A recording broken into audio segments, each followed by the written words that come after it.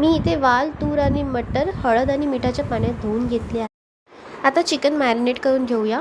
यासाठी मी इथे आलं लसूण पेस्ट, धनेपूड, जिरेपूड, हळद, थोडा गरम मसाला, मालवणी मसाला, मीठ आणि दही लावून ठेवले.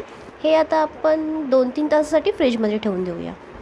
भांबुर्डीचं पानं न मिळाल्याने आम्ही खाली कणीसचं जे आवरण आणि केळीचं पान ठेवलं. त्यावर थोडा पुदिना, आपल्या भाज्या जे काय आपल्याला ठेवायचे जसं कणीस, अंडी, तुम्हाला बटाटी वांगी टाकायचे तुम्ही तेही टाकू शकता. त्यावर आम्ही केळीचं पान ठेवून परत चिकनची लेयर बनवली, पुदिना टाकला, सगळ्यांवर थोडा ओवा भुरभुरवला, परत केळीचं पान ठेवून आपल्या भाज्यांची लेयर केली.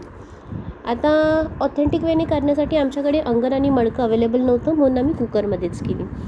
5 शिट्ट्या द्यायला लो फ्लेमवर अर्धा तास आपण ठेवलेले आहे आणि आता आपली पोपटी रेडी आहे.